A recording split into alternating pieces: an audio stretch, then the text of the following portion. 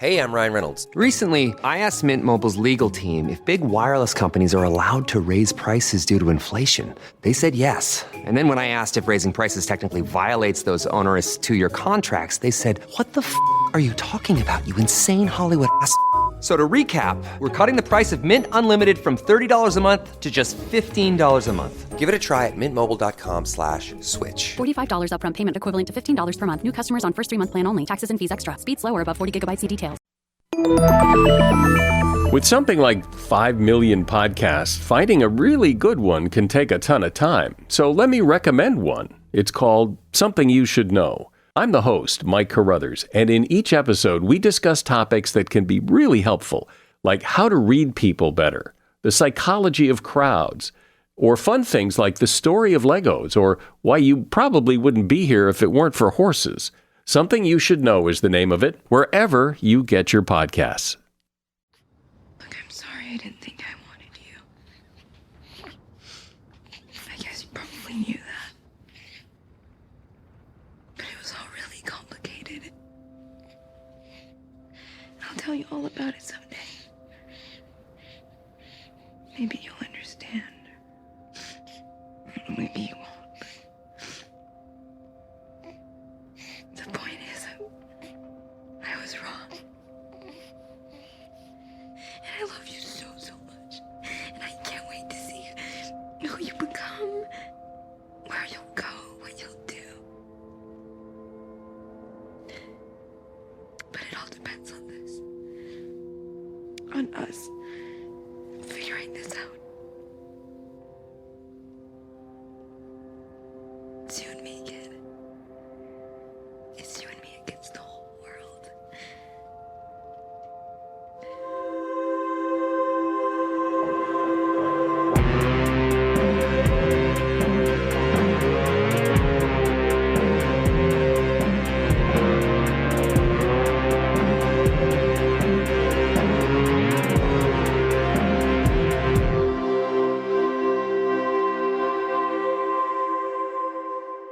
Hello, and welcome to Doom Coming, a podcast where we are watching and discussing every episode of Yellowjackets one at a time, spoiler-free. How much blood would you say there is on average?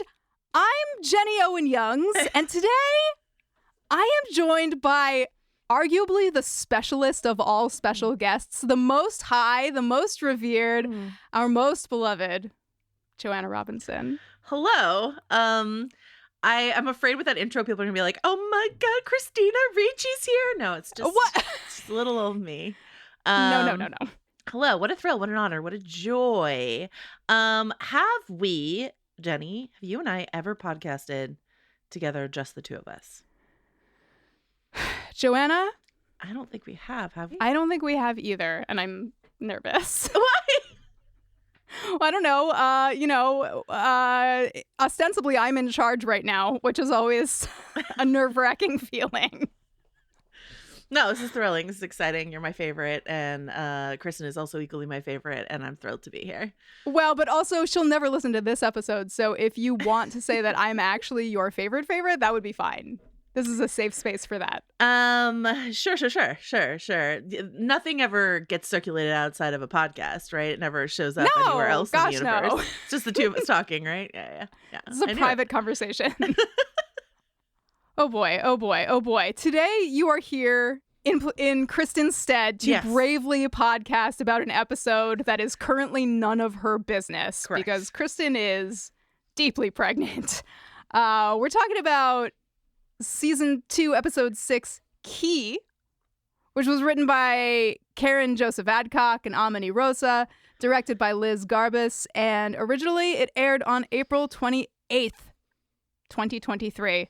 That's so Seems long like a lifetime ago. Yeah. It's so funny because Yellowjackets Season 3 is coming back, and I heard a bunch of people say, "Oh my God, so soon?" And I was like, first of all, it'll be like 2-ish years. Secondly, we used to live in a society where you would get a new season of your favorite television show every year. That's just like how clockwork. Like clockwork in September. So, it was very civilized back then. But also, you know, budgets were different. Season runs were different. They really were. They really were. This is the one where, according to IMDb, trapped inside on a snowy day, the Yellowjackets revisit the highlights, humiliations, and traumas of health class. Ty and Van help each other rewind, while Misty explores joining a classic cosmic American tribute band. Meanwhile, over on Showtime, they said a bit more, just slightly differently. The Yellowjackets revisit the highlights and traumas of health class. Ty and Van help each other kindly rewind. Misty and Natalie explore the finer details of communal spirituality. And Shauna gets a pop quiz on her cookie reading assignment. A+ to Showtime, F- to IMDb. Yeah. What, can you unlock this puzzle for me? Is it right in front of my face and I'm missing it? Misty explores joining a classic cosmic American tribute band? Yes. No. I did know the answer to this when we covered this on our podcast, and now I don't remember what it was. Hold on. Yes, I know this. It has to do with Graham Parsons, who popularized what he called cosmic American music. The Flying Burrito does a burrito fly? Flying Burrito Brothers, The Byrds, Submarine Band. I don't know. I mean, not to explain genres of music to you, a literal musician, but that's as close as we got when we covered this episode. Okay, it's all very mysterious to me still, Yeah. if that's okay. Like, maybe it's just like her joining the cult feels very much like joining a band that Graham Parsons would have been a part of. Yeah, at the okay. time. I could, yes. Right? I could catch that vibe. Like for sure. Yeah. There's not to get ahead of ourselves, but there's an image in this episode. So we see Misty in like full purple inside of this episode, right? Including these like lavender Birkenstocks, which when Mallory and I covered this on the Prestige TV podcast in 2023, we thought was one of the funniest things we had ever seen. And so the zoomed in image of her Birkenstocked foot, purple Birkenstocked foot, is, I believe, maybe still my display photo on Mallory's phone. Yes. But we just felt like it was a very important moment in television history, the lavender Birkenstock. I'm so happy to hear that they resonated with you so deeply. I love a Birkenstock. It's been bugging me all season that they talk about like, oh, there's this flower that is used medicinally to like heal wounds, and that's the flower that we use to dye the clothes. Meanwhile, the clothes are such a broad range under the purple umbrella. Oh, yeah. They're just all over the place. They could not possibly all come from the dye made from a singular plant. Well, I mean, on the one hand, absolutely yes. On the other hand, mightn't one steep a clothing article a bit longer to get a deeper shade of purple? Yes, totally. It's the like blue to red. I see what you're saying. Like there's tone. like that stuff is kind of all over the place. But listen, did I go to college? Did I dye my own clothing on the stove in my dorm apartment? Yeah, of course with I some did. Rit dye. I'm familiar. Yeah. Were you one of those kids who would re-blacken your black jeans with some Rit dye? Joanna, I'm about to become one of those 40-somethings who re-blackens their black jeans. I'm ready. It's such a smart thing to do. If you are listening to this and your really super cool black jeans have gotten awfully light and gray, this is not an ad for Rit dye, but maybe it kind of is. You too have the power to re-blacken your black jeans. Yeah, and what are they doing? Dipping a Birkenstock in the flower juice dye? I don't think so. That came from a store. Also, I don't endorse pastel colored Birkenstocks, just for the record. It should be earth tones only, really, but you know. It feels like a pastel would be destined for crisis. You know, like a sandal that is so light and so fair. How could it possibly survive this cruel, cruel world that we live in? This is what I'm saying. Also, the cookie reading assignment, I don't know if it's like worth reminding your listeners, or maybe they are just scholars or whatever, but the reminder that Misty put on a cookie for Shauna, quote, "The only thing you should ever say to the police is I want my lawyer. That's why I put it on the cookie," right? Like, I want my lawyer is what went on the cookie from Misty. So yes, absolutely. The number of times that I yelled, "What about the cookie?" at the TV while I watched this episode 4 times. What about getting the ready? cookie, you know? What about the cookie? Speaking of cookies, which are, maybe not inherently festive, but certainly they could be associated with a time of festivity. Do you mind if I just ask you a really quick holiday trivia question, Joanna? It's burning a hole in my heart. I love trivia. I can't promise to be great at it, but I'm so excited to do it. Let's do it. Okay. As you know, I have a small child. And Cutest kiddo. He's the best, and he is obsessed with the bad boys of Christmas, Jack Skellington and the Grinch. And we have watched the 1966 Grinch the good animated one. TV special. Yeah, it rocks a bunch of times. And in watching it so many times, I have come to know something that I never knew before in my life, which is the name of the man who sings "You're a Mean One, Mr. Grinch." And I was wondering if you can name that man. Okay. I'm going to say something. I think it's going to be incorrect, but we're all going to laugh together about it. It's not Boris Karloff, is it? No. So Boris Karloff is the narrator. Okay, so who sings it? Okay. This man's name, the only way you would know his name is if you knew his name. You know what I mean? Oh, yeah, because his name is Thurl Ravenscroft. What? His name is Thurl Ravenscroft. And bonus round. Okay. He is the voice of a popular cereal mascot. Any Tony the Tiger? ideas? Yes! Yeah. Once you said it, I'm beautiful. like, I would know that baritone anywhere. That's Tony the fucking Tiger. Wow. That's amazing. Okay. Really, really nice work. I would like to know which one of your listeners is going to create a D&D character called Thurl Ravenscroft and like how quickly. I think that would be me, and the next time I start a fresh D&D campaign. Do you know I wait. played D&D for work last week with our Ringerverse pals, and I don't think that's been released yet, so that's just like a fun fact for your listeners. But Yay. I played a bard named. Did I tell you this? Sorry, is this okay for a please Yellowjackets podcast? tell me. Yes. I'm a perky Southern vampire bard named Max Martin. And if I had done more prep, all of my spells would have been Max Martin pop songs. I worked a little Katy Perry in there and a little Britney Spears in there, but my goal was to be able to unfurl any of the Max Martin, song collection inside gameplay. Next time I will be more prepared, but yeah. I want to tell you that I fucking love that.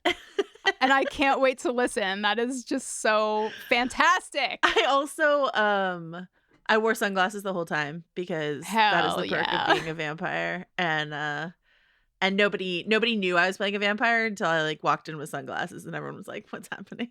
Anyway, it was really, really fun. And like most of the people at the table had never played D&D before. So it was quite chaotic and really fun and really low on the math, which is how I prefer D&D. So yes, you got to do a low math, high story. Yeah. That's what it's all about. Yeah. Anyway, if you ever want to consult with me on future Max Martin escapades, I would so appreciate your feedback. Would just be thrilled to be involved in any way, shape, or form. I'd love to help. To like right rifle up my through alley. the lyrics and figure out what sounds like a spell. I had a couple like good ones, but it was like it's really fun to dig through pop lyrics and look for spell like concoctions. So I can't wait. For the next time for you guys to do your next campaign. Excellent. And for me to be involved in the pre-pro. In all your spare time. In all your free Jenny time, you know? I always have time for D&D. I always have time for vampires, and I always have time for Joanna Robinson. Fun fact. Yellowjackets? Dare we? Should we? I mean, we have to. Okay.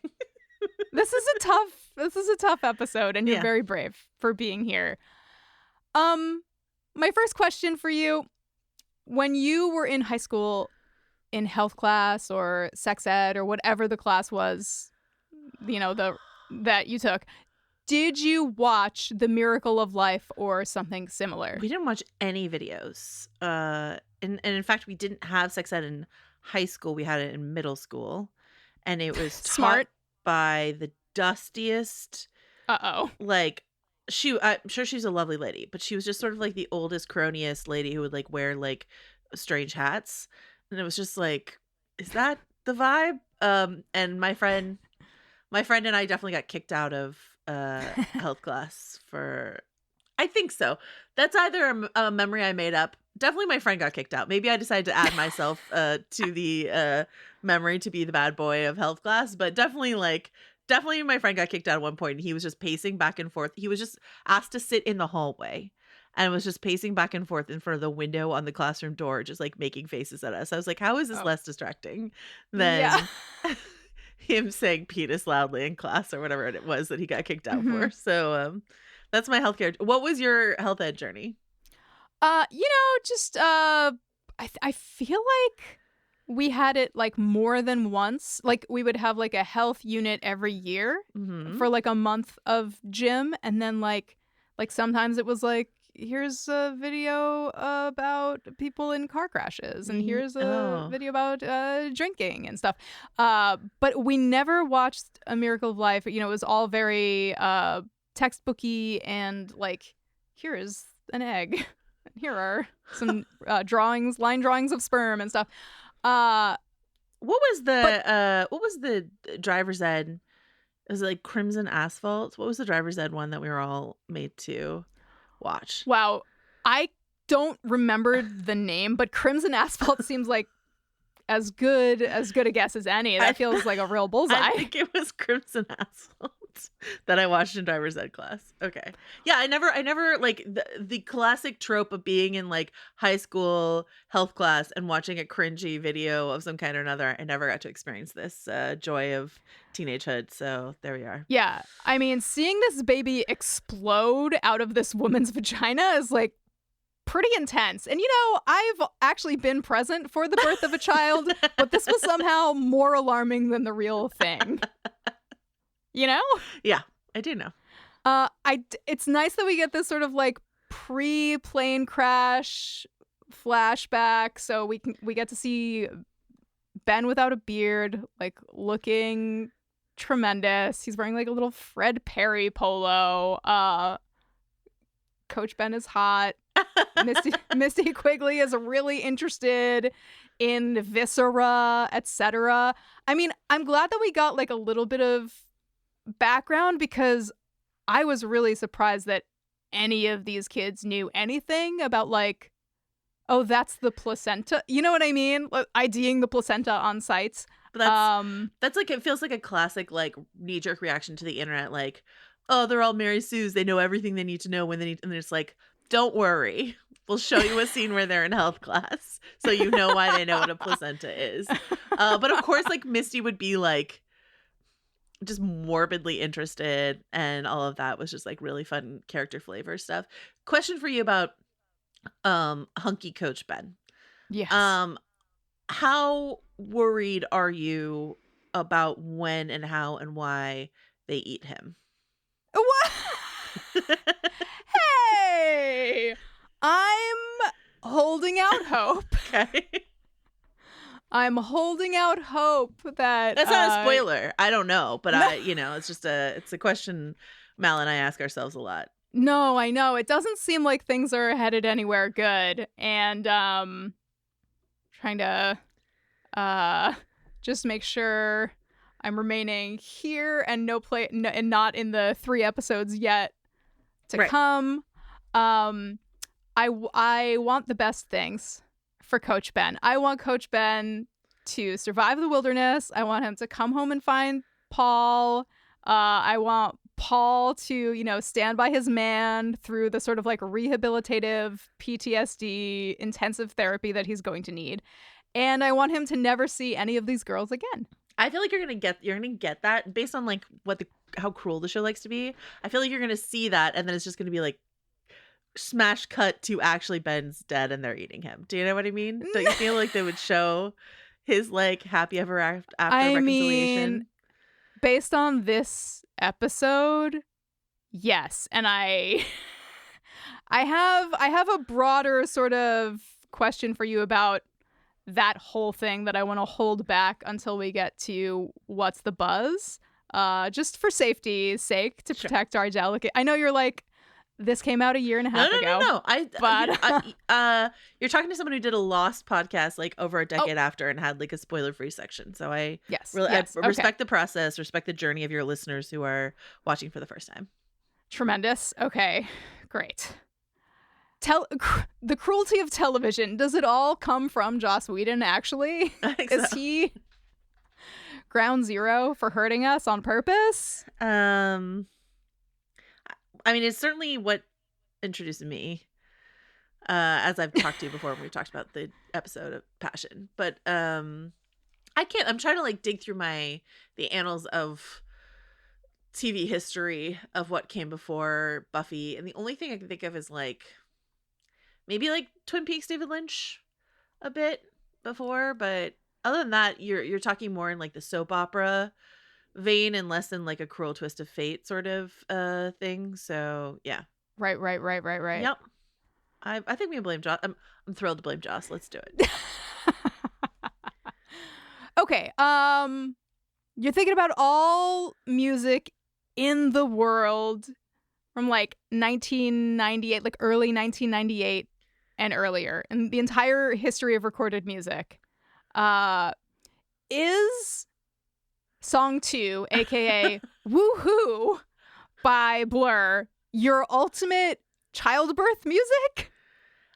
I have so many questions about why. I feel like at the time, when we were recording this podcast in 2023, I feel like I asked, I know that we had a conversation about the music in this episode because you and I were discussing that pre-pod. So I know we talked about this in 2023, but I feel like I asked you about it because it was just sort of like a, you know, the bleed of the woohoo into like the actual screaming. I don't know. But quick sidebar, and I swear we will talk about this actual episode. I was on a trivia game once where they asked us to say how many woohoos were in the song. And that was a really fun trivia question. I recommend anyone putting trivia together. Because then you just have tables of people just sitting there going like, when I feel heavy metal, woo-hoo, when I, like trying to count through the song. Anyway, no, this is not what I would pick. Jenny Owen Youngs, what would you pick? Were you the music supervisor of Yellowjackets? That is a good question. I put you on the spot. I apologize. That's not No. It's like when Kristin and I talked about, like, when I was watching season 2 while it was airing, I had a lot of like, this works for me and this doesn't work for me. And when we pod about it, maybe I'll just like music supervise the whole season to my liking. But did I do that? No. Is it perhaps harder than armchair music supervisor Jenny Owen Youngs of a year and a half ago initially thought? Possibly.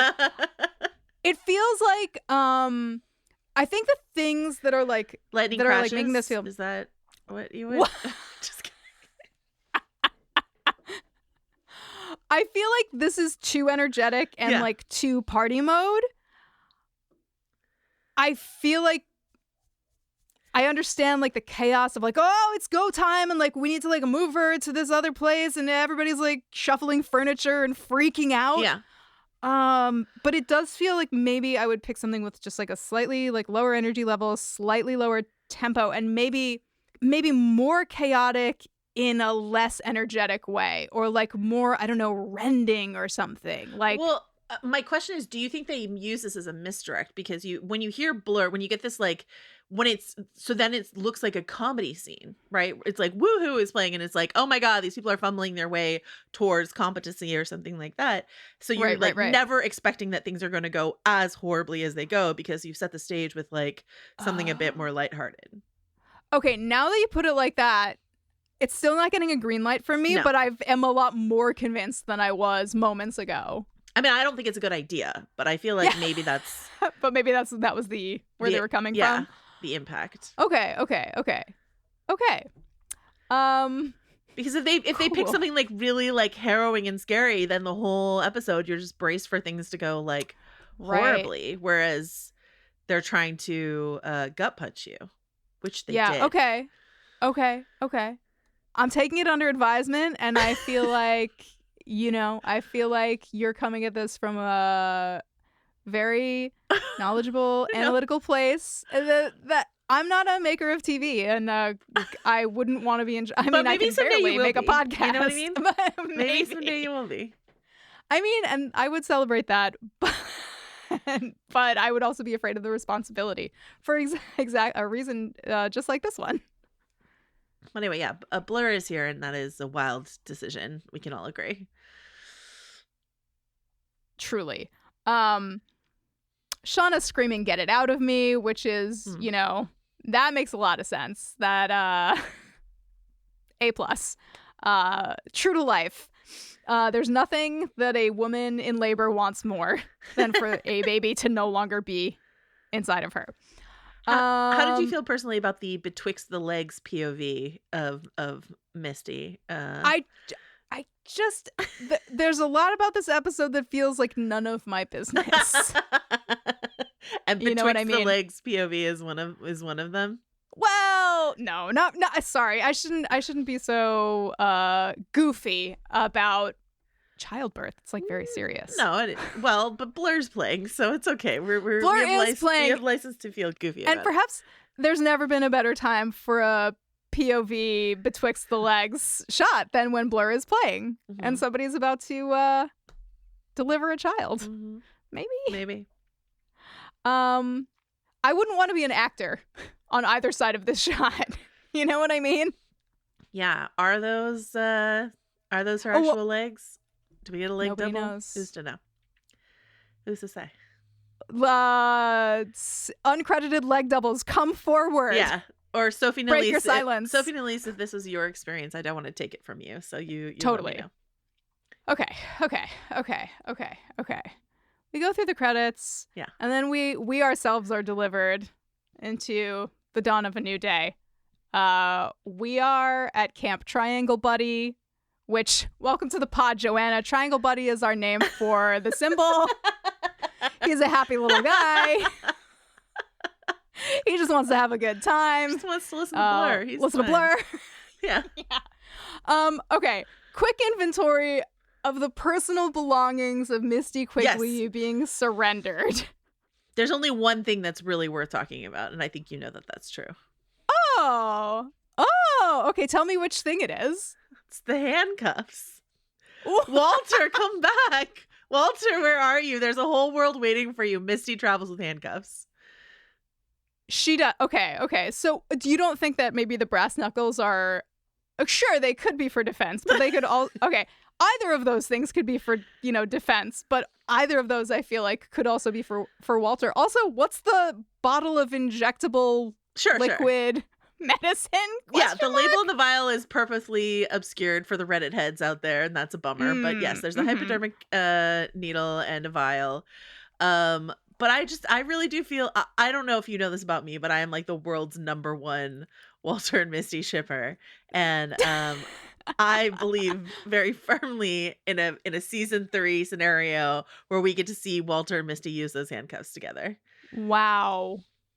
Maybe you haven't podcasted with me much since in the years that I've started podcasting with Mallory Rubin, but it has definitely rubbed off on me. So here we are. A, I celebrate that. B, if you think that I haven't listened to every single minute that you and Mallory have podcasted about Yellowjackets, you're a fool. Joanna, you think I don't know that you're a Wallisty stan? Milter? Something. Milter. I also really appreciated the sort of like character details of a beaded coin purse that is like decorated to look like a bird, and also a keychain with a long feather on it. I'm like, is that Caligula's feather? Was that a like personalized, Yes. Not that she would like, because birds, shed feathers no. naturally. No, I agree. I just love to think that it's Caligula's feather. Or it's like, do we know, forgive me if I'm a little rusty on my Yellowjackets lore, but do we know if Caligula is her first parrot? Was this perhaps from a previous parrot yeah. You know what I 'Cause mean? now that we're talking about it, I don't remember what color the feather is, so it could be very obviously be not Caligula's. But she strikes me as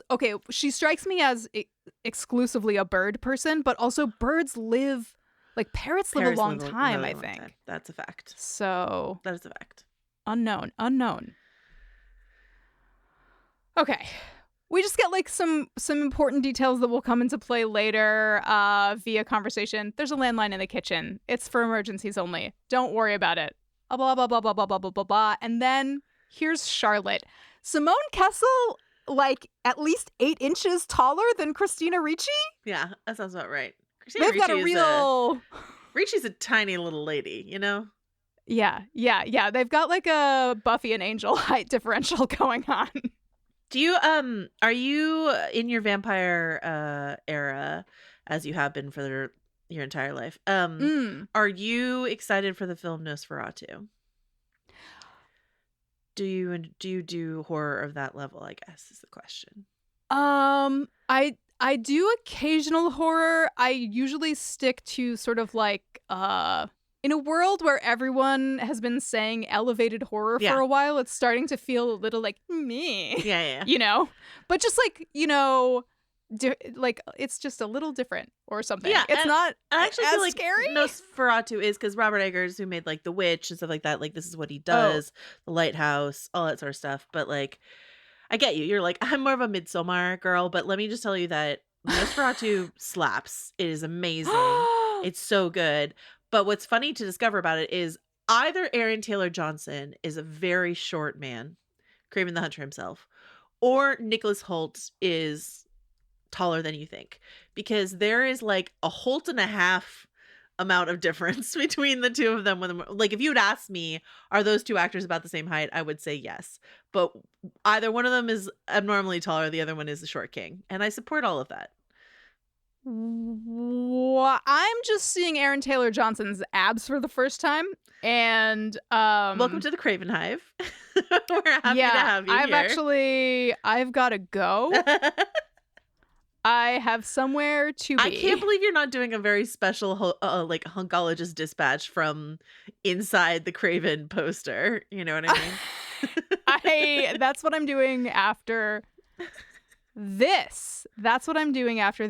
Oh, this is the guy who's married to the lady. He is the guy who's married to the lady. And they're different ages. Yeah. Aha! Yeah. Okay. All right, now I see what's going on. Wow, just look at that. You could just rest cozily in the crevices of his abs. Yeah. Nestle, hunker down for the winter. In you know, after a snowy plane crash. Yeah, exactly. Are you on? This is just for you. Are you on Hoth, but you don't want to kill anything to survive? I mean, it certainly seems like it would smell better nestled inside of his abs. Yeah. I think the answer is this. I think the answer is that Nicholas Hoult is very tall, and people don't know that, but it is true. Anyway, I know you're bringing all the right energy to the pod, Joanna. This is what, like, he towers over Andrew Garfield, who is a man I consider to be somewhat tall. I just think Nicholas Hoult is like, he's a stealthy giant. Okay. Anyway, back to Yellowjackets. Back to Charlotte, who says we are a community of love and spiritual growth. Fine. Totally fine. No worries. Everything's fine. Misty does not believe Lottie that Natalie tried to kill herself. Mm-hmm. She's not buying it. She's like, you guys aren't even friends. Lottie, in what I'm gonna call her like sort of increasingly addled state, is like this is a sign. Everyone must converge. The time is now. The place is here. It's all coming together. Misty, can you stay a while? Can you have a little slumber party here at Camp Triangle, buddy? It's simply a no from me, but listen, I don't have Misty's sense of adventure, so that's fine. I feel like Misty is a hard yes because she wants to be wherever Natalie is. I still am like, I don't fully buy that Natalie would stay here, even though she is here right now, theoretically, to like stop Lottie or reveal some kind of like, evil doings of Lottie's or whatever. I just have a hard time imagining Natalie sticking around for real. But they're here. And this episode, as we all know, is just a flimsy excuse to get the band back together. I love when this, skipping way forward, but when the plot mechanics are like, Shauna, you simply must go now. I was like, thank fucking God. So yeah. Shauna, you keep telling the police things they shouldn't know. Therefore, leave town and go see your old cannibal buddies in upstate New York. It sounds nice. Go a massage and some ribs. Go take care of yourself. It'll be fine. It'll be absolutely fine. Yeah. In the New Jersey suburbs, it comes to light that the police want to talk to Shauna and not Jeff, but Shauna and Callie. Shauna, the cookie. This is where I start screaming about the cookie. And like just grade A parenting. It would have been better if you just slept with the undercover policeman. Yeah. Then nothing you told him would be admissible. Can I ask you a question from this time in our podcasting about Yellowjackets? Because we're in the Sadeki kitchen, which is one of my favorite locations that on this show. Oh yeah. How do you feel about using cinnamon raisin bread as bread for a sandwich? We were just lamenting this. Shocked, last appalled, episode. Horrified? Shocked and appalled. I do recall, you know how, I don't know if this has been your experience as an adult, but my family, like my mom's parents, lived like deep in Pennsylvania Dutch country. So like a lot of the food that I grew up with, like my mom making and stuff, my mom like canned and jarred a lot of stuff. Yeah. We like ate a lot of like pickled eggs, and she like made sweet pickles a lot. And so there was always like a lot of like food that had sort of like sweet and vinegar together. Sure. And this is not exactly that, but like a popular snack in my house growing up, I think, was cream cheese on cinnamon raisin toast, and the look of dismay on your face, Joanna. No, that's just cream cheese on a cinnon raisin bagel. There's nothing fine. Okay. I'm sorry, but the look on my face was right. It's I so was close bracing to a bagel. for like, and then also pickles or something like that. You know what I mean? No. I was ready for the like jalapenos. I was thinking, I don't know. cinnamon toast cream cheese sandwich as like a thing that you would tell somebody in your adulthood and they would be like, ew, but you're right, it's just a cinnamon basically a raisin bagel. That's fine. I feel better. I support it. But meat on that sandwich because it was on iceberg sale. Lettuce on cinnamon raisin? No. Absolutely. Mustard? Absolutely no. I think I see mustard in that scene. Ugh, horrifying. It's criminal, honestly. Deeply upsetting. Okay, back in a significantly less sanitary setting.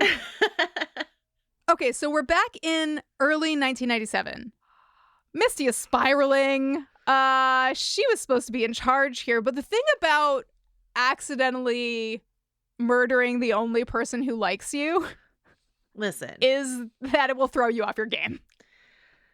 Would we call it murder? No, what?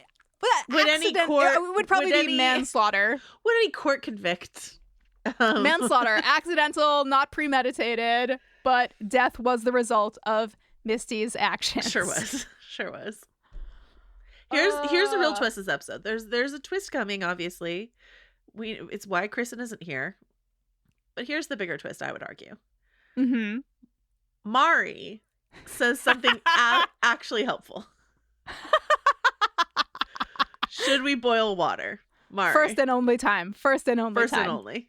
Don't worry. She's Mari, about to get in the pit. Get in the pit, Mari. I'm ready.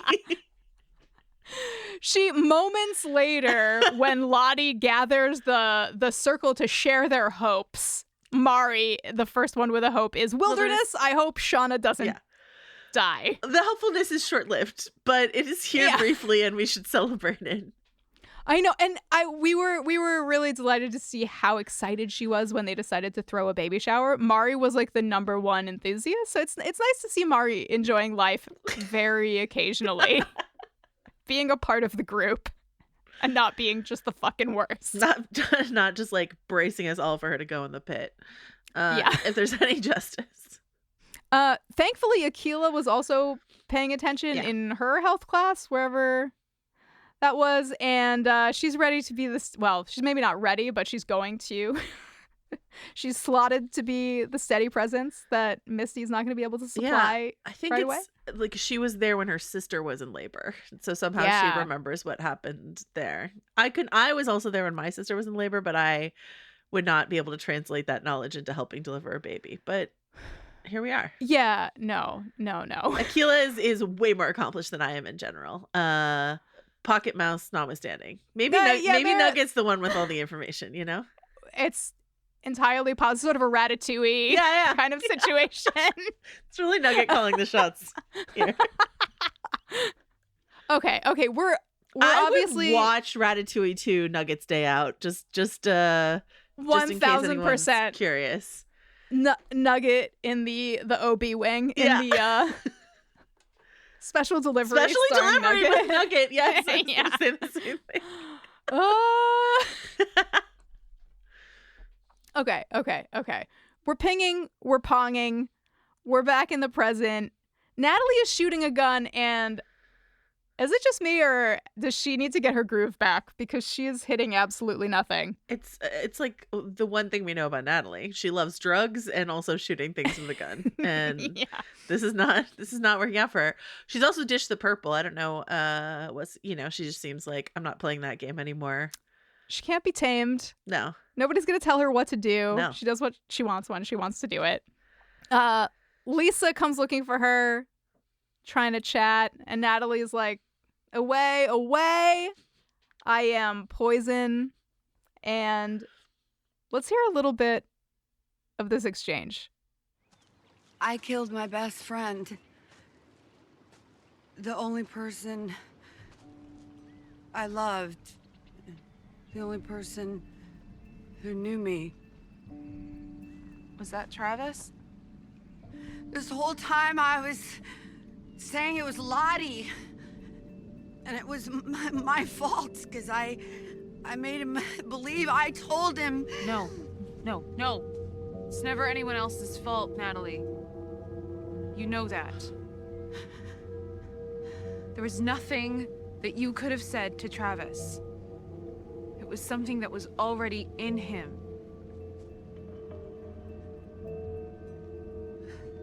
Well, that's something that was in him is in me.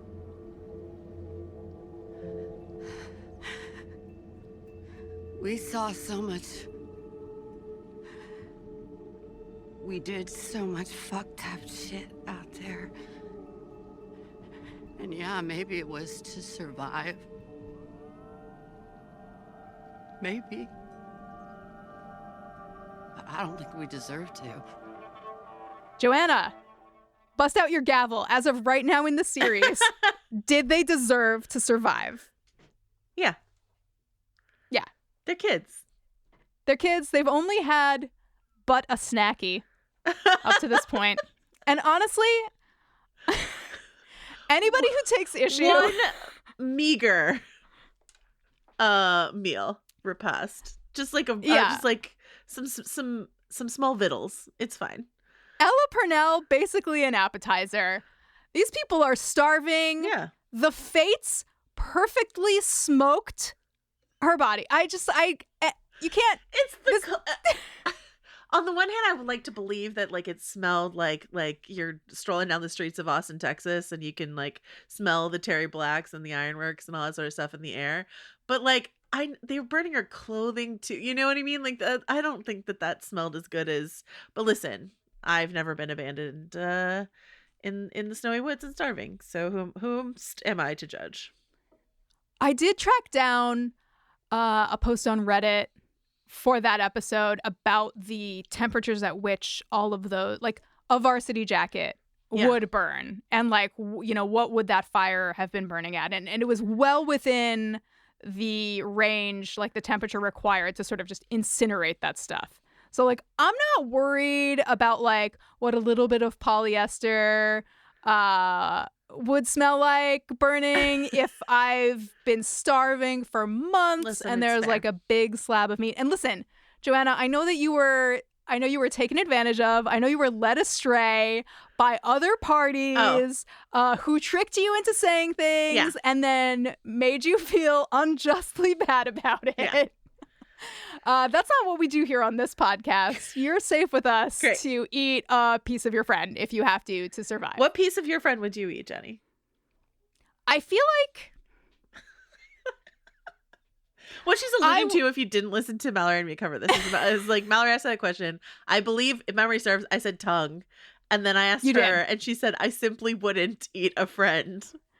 And it was one of the top 10 anime betrayals that has ever happened in my life. It was also, just no offense, a blatant lie. Oh. It doesn't no even matter if you know Mallory, but if you know Mallory, you know that is a blatant lie. That is deeply untrue. She extremely would be snack motivated. Early to the trough, Mallory Rubin. So yeah. Okay, so that's not what we're trying to do here. I feel like I keep thinking, now this is sick and twisted, watching this show makes me keep thinking to myself, I really have to look at like a butcher diagram to figure out like what are the good parts of an animal. Like a haunch? Yeah, and what is a haunch? Like butt and thigh? Butt thigh, yeah.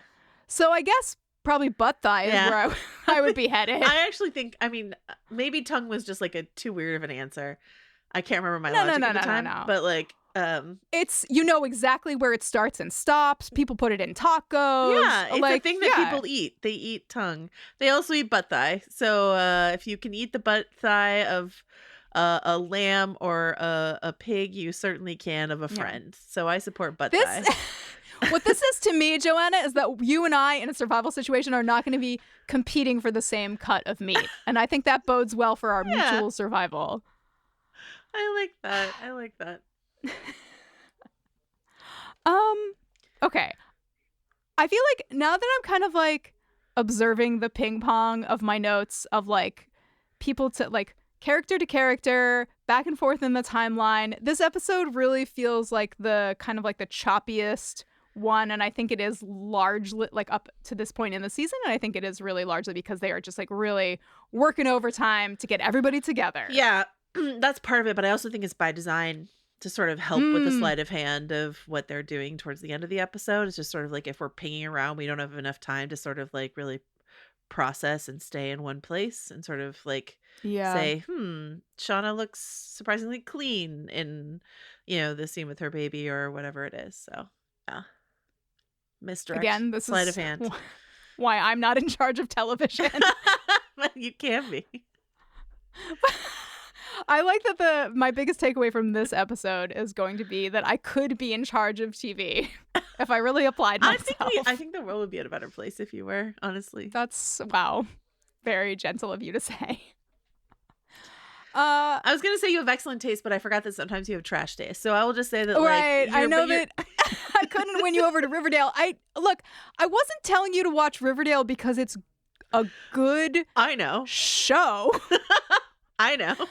I just looked at Craven's abs, and you're gonna sit there and tell me that I'm wrong? That Archie Andrews, and I mean there's some good things about the show, and maybe they're not. Does it start with Jingle and end with Jangle, or? I mean, you've got Jingle Jangle, you've got Archie's abs, you've got the Gargoyle King. You've got, they all get superpowers eventually. And there's time travel. Okay. Someday when we have all the time in the world, let's do a podcast where it's just Jenny explains the plot of Riverdale to Joanna. Then, oh my God, that would be perfect because I would get what I want. I watch Riverdale and then I tell someone about it, and you get what you want. You don't have to watch Riverdale. But I just know, then I can know about it and make references to it. Like I like knowing about Jingle Jangle and being able to reference Jingle Jangle. It matters. Absolutely. To me. Absolutely. Okay, I'm going to say one more thing about Riverdale, and then we're going to get back. I love that this episode is, honestly, this podcast is choppy because I don't want to talk about what's going to happen with Shauna.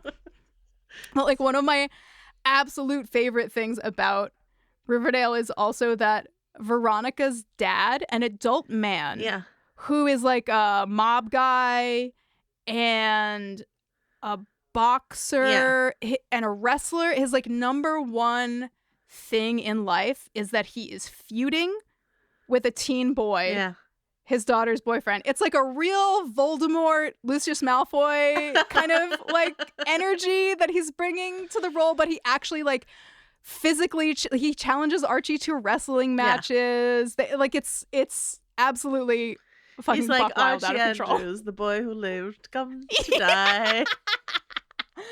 Yes, precisely that. Okay, so diversions upon diversions. Back at while you were streaming, or the apartment above while you were streaming, Van is catching Ty up on Shadow Ty's activities.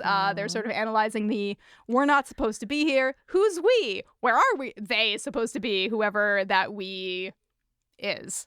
Van is like maintaining her boundaries, which I feel like is really good. It will not continue through she won't make it through the end of the episode with her boundaries up, but she's trying her best, and I salute her. She's like, Taisa, you're married. Your family, your multiple personalities is a really top tier burn, I think. And just really, you know. Yes, 1,000%. And Nosy Ty, having been through the trash, is like, what about all those past due bills? And Vanna's like, it's none of your business. If I need help with my life, I'll let you know. Yeah. I was trying to remember where I recently saw this trope. And it was in the television classic, the new Netflix cinematic classic, Merry Gentlemen, in which do you know about Merry Gentlemen? This is when Chad Michael Murray strips to save a small town bar. This is on my watch. This is actually editor of the pod, John Mark Nelson, and his wife and my wife and I have a date to watch this movie. Stat. Last weekend, I did a double feature with my friends of Hot Frosty and Merry Gentlemen, two of the worst things I've ever seen in my entire life with mine own eyeballs. And there's a moment where our protagonist in Merry Gentlemen, a young woman who has been fired from Broadway and come home to save the small, like her parents are struggling. How do we know? Because she picks up the mail, and I was like, I can't wait for the shot of the giant red rubber stamp past due, and it just like immediately cut to that. I was like, yes. So similarly in Van's Trash, we just get the like biggest past due final notice red rubber stamps on the mail. They don't do that, just so you know. You have to open the envelope to find out how past due your bills are. Just in case you're listening to this and you're not adulting yet in your life, that is a thing. Yeah, that's what you have to look forward to. Yeah. Okay. Back at the beginning of 1997. Oh dear. Things are intensive. Brackets. Labor intensifies. Misty really starting to lose it. Just having like little crystal flashbacks. Natalie, very resourceful. Hey, and on top of things, I'll go talk to Ben. He was our health teacher. Surely he must know about the miracle of life. Ben is just like, full Blanche.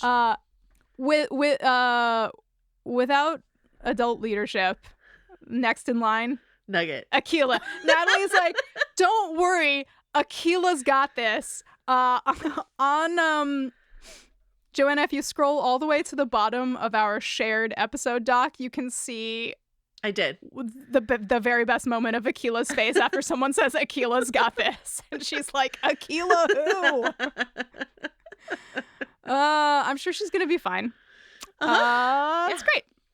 So she's at the helm. Meanwhile, Travis is like, I know how I can contribute. He takes a skull off the wall. Correct. Oh, God. Lottie's like, we need offerings. And the very first offering to be made is Travis slicing his palm to drip some blood on this skull. Can we please hear that beautiful palm slice jingle? Stat.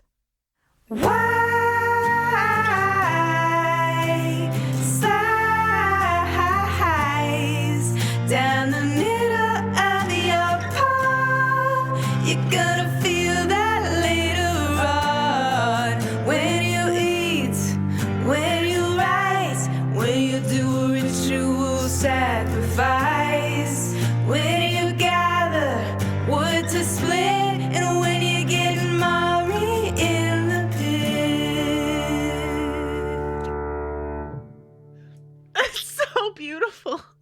Wow, thank you.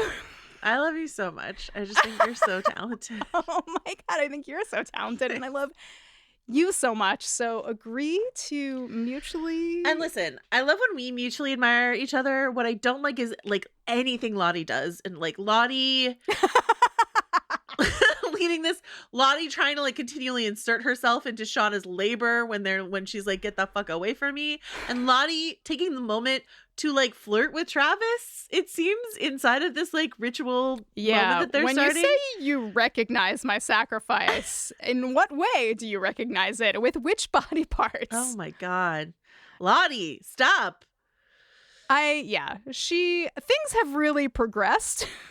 Lottie is high upon her own supply. She has suppeth of her own Kool-Aid, and she really somebody on Reddit was like, was Travis pissed after he like bled onto the skull when someone else was like, here's a button? Like, it's the same. Why aren't they all bleeding on the skull? A splash of blood or a button. You know what I mean? Same. Okay. Speaking of Lottie and things looking increasingly bleak, in the present day, she goes to therapy. Oh no, but we only see the edge of her therapist's hair. Yeah. That can't be good. It really can't be okay at all. This is the episode because I was like so deep in like psychiatrist theory brain when this episode came out. Who is a psychiatrist? Does a psychiatrist exist? What are we doing here? This is the episode where we did have like a credited, like we saw her face in episode 4. She's played by an actress called Jennifer Lyons, but there is no name for her in the credits. She's just psychiatrist. That's fine. That's normal. That's fine. You mean that it's not fine? I mean, it's not fine. Yeah. We'd like to see, a certificate on the wall. We'd like to maybe see some identification. I have a lot of questions. My first question is like, what if I actually can't remember where we're headed, so this is a safe thing I'm gonna say. Pure as the driven snow. Pure as the driven snow. Yeah. If we're headed in some weird direction, why did we see her face? Like, why did we see her face to begin with, and now we're not seeing her face anymore? And does that mean anything? Because it kind of almost feels like maybe not. I feel like if you were in charge of television, you would not have done it that way. That's what I feel. Thank you for respecting. You know what else wouldn't have ever happened? I can't actually remember if a microphone ever has the opportunity to feedback on the show. Probably at reunion, probably at the 25th high school reunion of the Yellowjackets when Allie is when Allie, who was not in their class, at was all, nonetheless at their reunion. Yeah. Her mic probably fed back, and that would not have happened if I was in charge. That's my number one vendetta against television. Mics feeding back for reasons that mics wouldn't feed back, but rather for reasons that let us know that someone's uncomfortable or like, Does it happen when Jonathan gives his speech at the prom? Does his mic feedback? I'm 1,000% sure. I am also 1,000% sure. Okay. Yeah. Does it happen the first time Piper Parabo goes up to a mic to sing a little song in Coyote Ugly? Without a doubt. I can't wait for you to watch Merry Gentlemen and just continually think about Coyote Ugly because it is in the DNA of that movie. Wow, I'm so excited. And speaking of Chad Michael Murray, he actually appears in a season of Riverdale as a cult leader. So it's like really intersecting. That's such a good vibe for him. I will have to say, humble, hot male stripper, not a good. Can I tell you my favorite thing about Merry Gentlemen? And I would just like you to watch for this. This is a holiday episode, please. So in putting together the lineup for the Merry Gentleman film, they actually have hired 2 maybe dancers, but maybe actual literal strippers to do, like, they are part of the review. Like, it's 3 actors and then it's 2 like actual strippers. And so they of course are in front. The actual strippers are in front. And Chad Michael Murray is just like often box stepping in the back because he can't actually do what he needs to do to captivate the stage. I also want you to know, and everyone else and ensuing generations to know, that the actor who plays Michael in Grease 2, aka Rex Manning from Empire Records, is not only in Married Gentlemen, he strips in Married Gentlemen. So just in case Rex Manning Day is as sacrosanct to you as it is to me, or Grease 2 is as important to you as it is to me, I just want you to know that he strips in the movie and he's great. So. Okay, I'm starting to see why there was a Rex Manning Day. Have you never seen Empire Records? No. I have, but like I find him repellent, maybe just for plot reasons. Oh, he is. But yeah. Look at him in Grease 2. Wow. Yes. Have you never seen Grease 2? I never have. I've only seen one Grease. Okay. If you ever watch Grease 2, please like watch it with me and also let's podcast about it. But I actually think it might be superior to Grease. And also follow-up statement. His name is Michael, his character in Grease 2. And there's a whole song. He's a mysterious guy on a motorcycle. And so the song lyrics are thus, and I think you would appreciate them. Who's that guy on that motorcycle? They never believe that it's Michael or something like that. They rhyme motorcycle with Michael, and it's Chef's Kiss. I celebrate that. It sounds also very, I don't know if you know this about me, but I am a huge Shangri-La's fan. And this all sounds very, very Shangri-La's coded. It's wall to wall Shangri-La. There's a song that takes place in sex ed class, all about fucking, which is great. There's a song called "Do It for Our Country" where a guy tries to dupe his girlfriend into having sex with him because he pretends there's like an air, like the Cuban Missile Crisis is happening or something like that. And then there's a song about them all going bowling. I just love Grease 2 so much. It genuinely is better because I'm going to stop talking about Grease 2 in a second, but the character that Michelle Pfeiffer plays in Grease 2 is so Stephanie, Giamatti, something like that, is so much better than Sandy, who is such a like fucking simp, you know? It's just like a real hopelessly devoted ding dong, whereas like whereas Michelle Pfeiffer straddles a ladder and talks about how she wants a cool rider to like, you know, come into her life. Watch Grease 2. It's incredible. Yeah. Okay. Are you sold? Okay, let's go back to Yellowjackets. I do apologize. You can cut all this out if you want to of your podcast. I wouldn't blame you. This is what the people want to know about.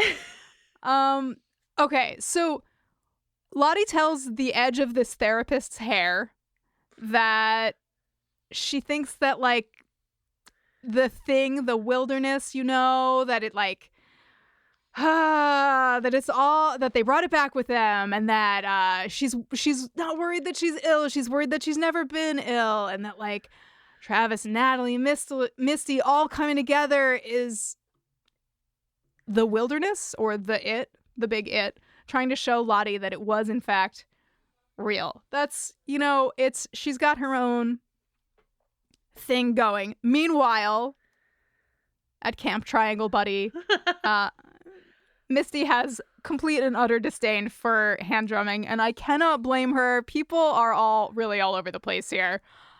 She's also like, I've never been through a breakup. That's interesting. Because she's never dated? She's never dated anyone? Despite the fact that she's always going on dates. Right. Okay, so she's never really Walter, come back. Walter, come back.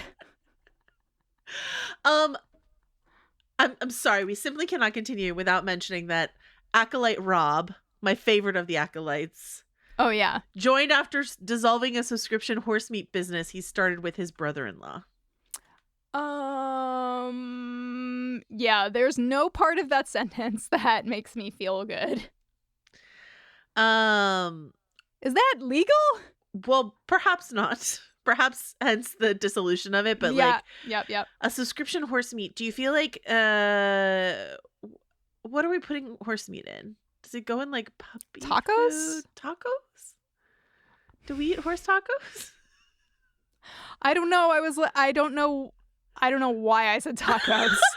I think I was thinking of like, what's the smallest amount of meat that, you know what I mean? Or like, I was thinking like it would be ground, so you wouldn't be thinking about like how horse like there was there was a whole scandal in the UK, right? That there was like horse meat in the burgers at like Waitrose or something like that. Sainsbury's, really? I don't know, but like, the horse meat burger scandal that they just sort of like integrated horse meat into the ground beef, and so like you would not know that it was like however much percentage horse meat. I believe that's true. But I don't know what the subscription horse meat business was. I feel like you put horse meat in puppy chow, but I could be wrong. Does Frank know? Is Frank there? Can you ask him? Frank is here. He's actually sleeping, but he has protein allergies, so he is a lamb only. Oh, okay. Boy. Yeah. So he doesn't know anything about horse meat. I googled this and now I'm on a watch list somewhere. Okay, so anyway, back to drum circles with Misty. Once Misty reveals that she knows Natalie, things come to a screeching halt, and everyone wants to know more. So it's not just a cult, but it's also like a cult of personality. And aren't they all? Probably. Yes. Did you watch The Teal Swan? Yeah. Ugh, me too. I watched it while covering this season of television. I was like, quick pause to, because as you said, that cult of personality, I was like, oh yeah, I remember that whole cult doc you watched to understand what was going on in season 2 of Yellowjackets. Yeah, disturbing. Very close. A very close impersonation of Teal Swan is going on here in this show. But yeah, I liked her saying knowing Lottie basically makes us celebrities. It is cult of personality, but it's also very high school cafeteria stuff. Oh yeah. Right. Yeah. Like we know. I mean, we literally see cafeteria sort of like hierarchy going on. Yeah. A new year means new opportunities, and if you've been thinking about starting your own business, let this be your sign to take the leap. Of course, this decision comes with a lot of questions, like, how do I get started? How do I come up with a brand? How do I sell stuff to people? What am I even going to sell? Well, if you have all those questions, you can take a deep breath, because Shopify's got you. Shopify makes it simple to create your brand, open for business, and get your first sale. With Shopify, you can get your store up and running easily with thousands of customizable templates. No coding or design skills required. All you need to do is drag and drop. Their powerful social media tools let you connect all your channels and create shoppable posts to help you sell everywhere people scroll. And Shopify makes it easy to manage all the details, like shipping, taxes, and payments from one single dashboard, allowing you to focus on the important stuff, like growing your business. The best time to start your business is right now, and with Shopify, your first sale is closer than you think. Established in 2025 has a nice ring to it, doesn't it? Sign up for your $1 per month trial period at shopify.com/realm, all lowercase. Go to shopify.com/realm to start selling with Shopify today. Shopify.com/realm.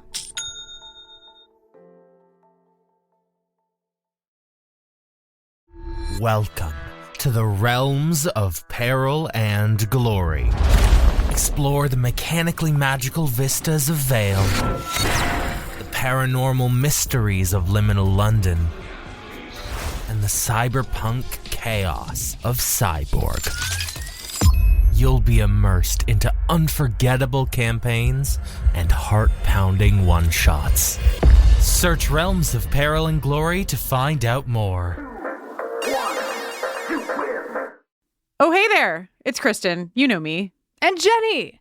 Listen, join us, if you dare, this April for our 5th Buffy prom, which, if you can believe it, we are hosting at the actual Sunnydale High School. That's right. On April 4th and 5th, we will be descending upon the campus of Torrance High School, which was the filming location for Buffy's Sunnydale High. On Friday night, April 4th, we're going to gather in Torrance High School's state-of-the-art theater to celebrate the release of our book, Slayers, Every One of Us, moderated by our very own and most beloved Joanna Robinson. Saturday night, April 5th, kicks off the proper prom festivities. You'll enter through the front of Torrance High. Yes, the very place where our Scoobies sat on stone benches to chat about their crushes and the latest demon threats, and then walk through the actual high school halls to get to the Sunnydale courtyard. On top of all of the 90s prom wonder that will await you, I will also be playing some of your favorite buffering songs live, as well as a few select 90s covers with special surprise guests. Perhaps, if we are lucky, our ensouled vampire boyfriend will come and join us in one last slow dance to Wild Horses. Oh, could we be so lucky? All information and tickets can be found at bufferingcast.com/prom. Come join us. Okay. Joanna. Yeah, Jenny. You're starving in the woods. Yeah. Someone you know is giving birth. Yeah. You need to dissociate. Madonna. What are you listening to and what game are you playing? Is it Madonna and charades or something else? Okay. Oh, it's a great question. Thank you so much for asking. Mm-hmm. I don't know why my brain just went to this, but it is perhaps actually Depeche Mode rather than Madonna, and I couldn't tell you why. It's just what my brain supplied. What is that reaction to me saying it's Depeche Mode? No, that's a cool answer. I'm intrigued. Okay, it's Depeche Mode, and we could be playing charades. We might be playing my favorite party game, which is Sir Francis Drake, which is like a version of like Celebrity. Or if you're around movie nerds, a game I like to play is the Robert Downey Jr. game, which is a game that I invented. So probably Depeche Mode in the conservatory with the Robert Downey Jr. game. Yes. How about you? I'm thinking maybe I've been really into a subgenre called dungeon synth. Yeah. Lately, I told you about this. Yeah. So it's an offshoot of black metal, but it's like very mellow and very like sort of D&D background music kind of vibes. So I'm thinking some dungeon synth, and I'm thinking, have you ever played multi-person solitaire where everybody has their own deck and you can all put down on each other's aces? Yeah. That is my vibe. Busy hand, busy mind, not worried about whatever else is going on. Do you ever play Egyptian Rat Screw? It's like a card game that involves piling things, like a group thing. It's similar to Speed. It's like a speed-based card game where you're piling cards and you slap the pile if there's like a face card, and like you put non-face cards on top of something like that. I'm sure it has names other than Egyptian Rat Screw. I could not tell you where. None so satisfying. Why bother with anything else? I could not tell you where Egyptian Rat Screw came from, but you will pry it out of my cold dead hands because that is one of the best names for a card game ever. But that's a really fun one.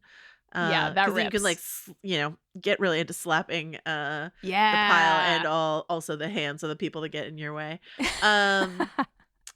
Can I tell you what the Robert Downey Jr. game is and ask you to play one round really quickly? Yes. It's like a movie trivia-esque game, but mostly it's based on how well you know the person that you're playing with, and it's also a good way to get to know the taste of the people that you're playing with. So I say the name. I've been making Rob Mahoney play this with me a lot on Prestige TV feed. You say the name of an actor. Let's say, for the purposes of Yellowjackets, Christina Ricci.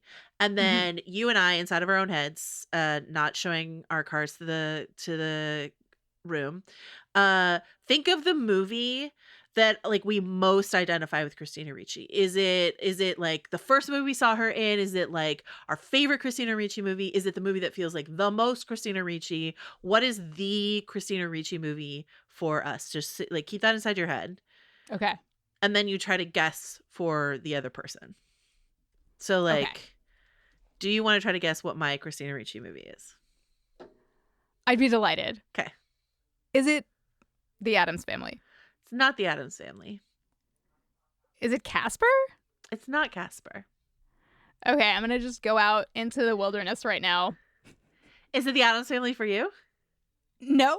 Okay. Nor Casper. Okay. Oh, wait. Oh, sorry. Are we supposed to go back and forth? A bit, but that's okay.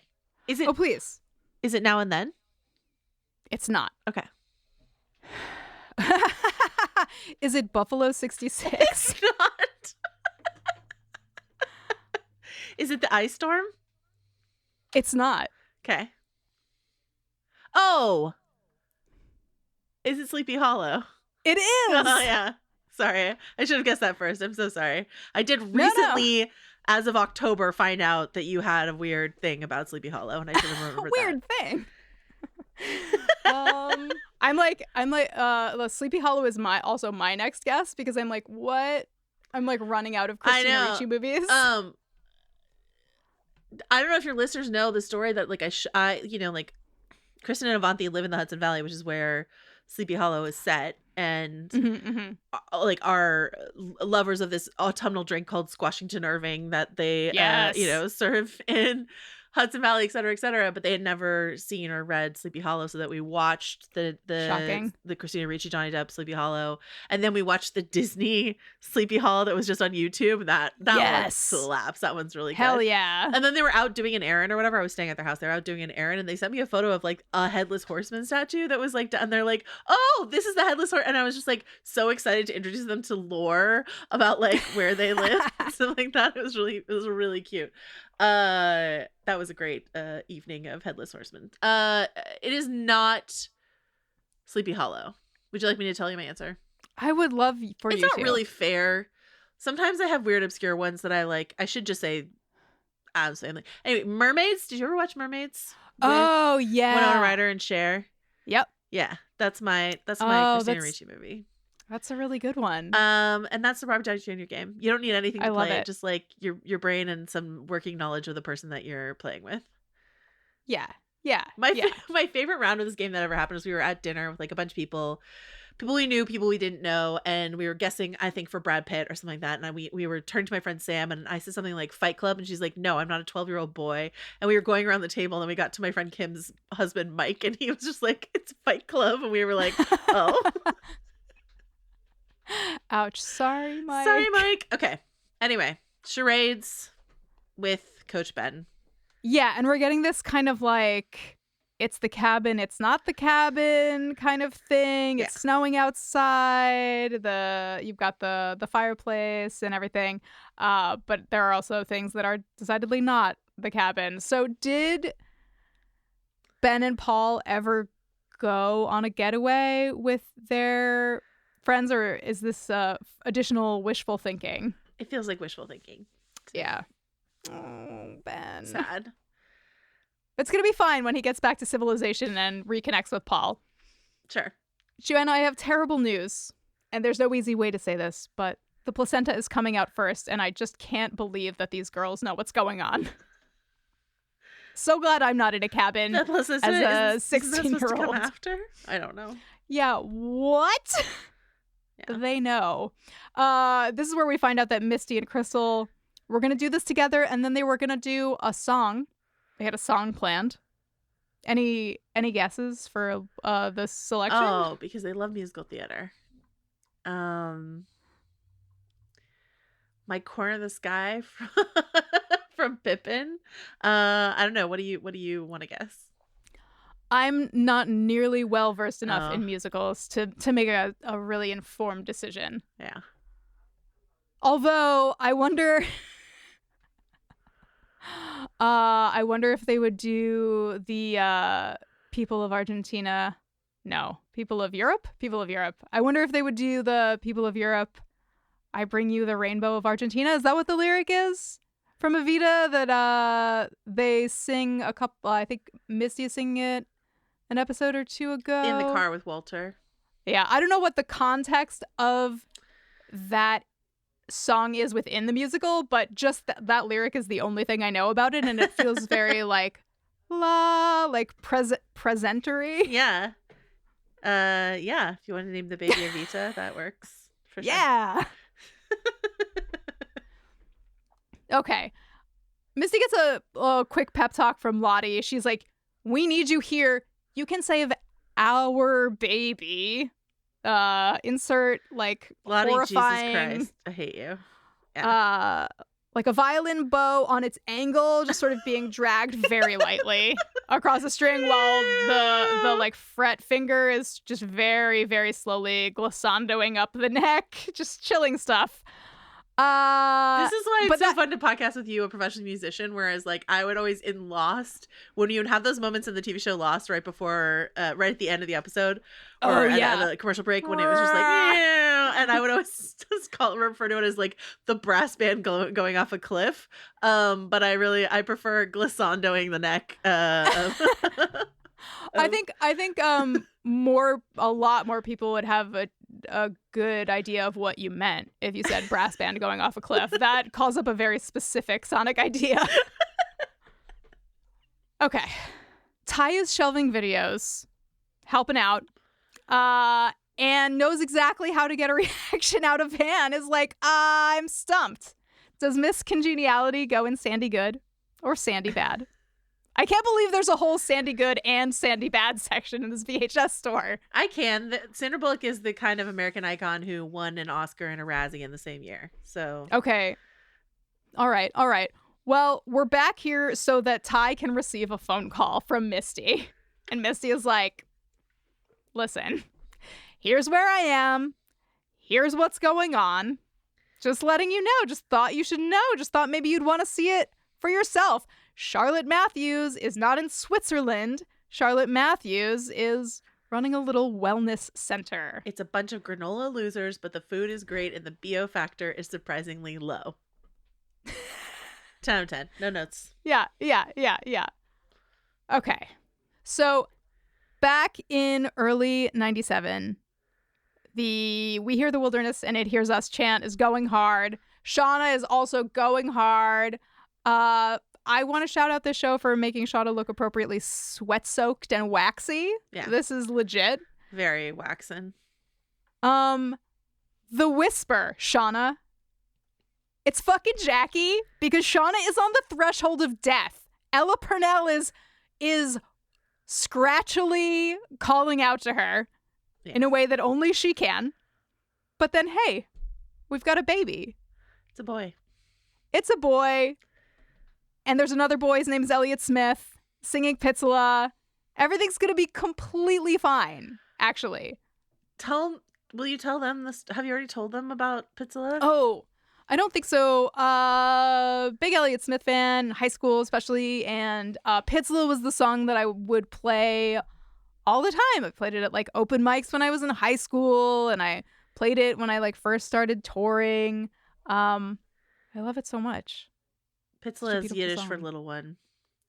Which I had no idea, and shame on me until you taught me that when I was listening to your podcast. This is 30 minutes left of the episode. Not 30 minutes necessarily left of this podcast, but it's 30 minutes left of the episode when we enter Shauna's dream space. It's not like a coda to the episode. It's fully like half the episode. They just really committed. Mm. And it's so much. But the sort of back and forth continues. We pull forward into the present day, and Pizzala is playing diegetically on the stereo of Van's fucking amazing car that I want so bad because she is giving Ty a ride all the way to Camp Triangle Buddy. Is it a classic forest green Volvo, if I'm remembering correctly, or is it a blue one? It's a Volvo, right? I think it might be like a Wagoneer or something. Oh. It's got the fake wood side panels. But also, do I know what a Wagoneer looks like? It just looks like it should be called a Wagoneer. You're right. It is a Wagoneer. Someone has a Volvo, right? Like, does Walter have a Volvo? Misty? Someone was in a classic Volvo. Doesn't Misty have a new Volkswagen Beetle or a PT Cruiser or something? You're right. Okay, never mind. I'm stop trying to insert my dream of a Volvo inside of I think there is a Volvo somewhere. I just am not sure where. I just know that Misty has a car that You're right. It's not for me. Yeah, it's like the iMac of cars, 100%. But you're right. It is a Wagoneer, possibly, and I'm not an expert on this. After the Subaru, the gayest car that exists. Would you say? Honestly, I mean, I feel like this car, the way that this car looks, is a whole lot gayer than any Subaru to me. This is very queer coded. Yeah. Subarus are just queer by default because they're practical, I think. Okay, so they're chatting as they drive, and Ty just has one question that leads to some other questions. Look, I know I have no right to ask you this, but truly, what is going on with you? Are you even trying to be happy? Are you dating? I get my needs met. Ew, what the fuck is that supposed to mean? Are you like personal electronics or? Come on, you can tell me. I'm on some apps, okay? Strictly casual. Don't fucking judge me because I know you're too evolved for online dating. I just want to know you haven't given up on love. Maybe I have. But don't flatter yourself. It's not because of you. Trust me, it's better this way. Van is on the apps. I repeat, Van is on the apps. Yes, everyone go crash the apps really quick. Thaisa looks so bummed that it's not because of her. You know? Yeah, but like, ew? What the fuck is that supposed to mean? What do you mean, Ty? Ew. Like, when Van's like, I get my needs met, and Ty says, ew? Like, have you guys not had sex in an unshowered state in a snowy woods somewhere? What could possibly still be ew between us, you know? Oh, yeah. Yeah, well, I think Ty is coming at it more from a place of, like, she wants... My read on it was that she, like, wants more for Van, like, wants Van to have, like, a more fulfilled romantic life. Okay, that's fair. Or something. And she wants Van's standards for Van to be higher or something. It was just such a weird word to use in that moment. Maybe it speaks to their level of comfort with each other, even after all these years. Okay, I'm so sorry. Or maybe we should be in charge of TV together. Ty is perfect and does no wrong. No, except for all the wrong she's done, including killing her own dog, just eating a bunch of dirt. The dirt is fine. That's her own business. The dog is that's when we cross the line. Yeah, especially, for gain. Okay. Meanwhile, Lisa's got a plan to get Natalie back online. She's like, here's my fish. Take my innocent fish. Be responsible for something other this will be fine than yourself. You're worried for the 14th Gilly? A little. But also, I'm also worried how little I care about Lisa. That worries me. Oh, I like Lisa. Okay, that's good. Oh. Sorry. You haven't gotten what you want from Lisa in this show so far. No, the emotional goldfish that I'm looking for have come up empty. So, yeah. Okay. What about the fact that suffering is inevitable and only by meeting it with compassion can we begin to grow? Does that feel like anything? No. Okay. Platitudes. Okay. The baby has been born, but Shauna can't get the baby to latch. It's upsetting to watch. From the very moment that someone was pregnant in the wilderness, I was like, even if a baby was born, it's hard for people to produce milk. Yeah. Under the best of circumstances, like it's a hit or miss kind of thing. How could a malnourished, starving individual under high stress possibly support a life? So far, no dice. So far, nothing doing. Did the thermal wrapped around her head look Antler Queen-esque to you? Oh, now that you mention it. And you're supervising, that makes a lot of sense. I feel that. Whoops. Yeah, okay, yeah. Little signaling of something, perhaps. We'll see. What I don't want to talk about that. I don't want to talk about Shauna trying to get her child to breastfeed. No. Because it hurts me. Yeah. But what I do want to talk about is Jeff is back Jeff has the ox again, basically. Guys. And we've said a few things about, I guess, the musical supervisor on this show, but this is a moment I think that we have to reflect positively on what is happening, correct? Is this not perhaps one of the best things that's ever happened on television? Perhaps? This is solid gold. A pretty muted, just gently grooving Jeff listening to Fuck the Police while sitting outside the police station while his wife and daughter are interrogated by the police. I just love it. And Jeff is very important to me. Jeff is very important, even though we don't really need as much of him as we get. I want as much of him as we get. It's true. You know what I mean? They've a little oversauced the meal with Jeff this season, but I couldn't possibly say no to it might not be what is best for me, what is good for me, what is best for the plot, Right. but it is what I want. Yeah, exactly. Jeff is dessert Yeah. for sure. Yeah. And they're like, do you want a whole container of, I don't know, mint chip ice cream? And I'm like, I do. Yeah. Will I regret it later? Maybe. His private dance party is interrupted when Taissa calls and says, hello, Jeff. The plot would really like Shauna to be here. Can you help us? The plot needs Shauna to come to, what is it, Triangle Buddy Farms? Camp Triangle Buddy, Triangle if you Buddy. There you please. go. Okay. Yeah. She's like, just gonna run this down for you really quick. Lottie's not in a mental institution. She's running a wellness center. Natalie and Misty are there, and I'm on my way there right now with Van. The lean in of Van being like, hi, Jeff.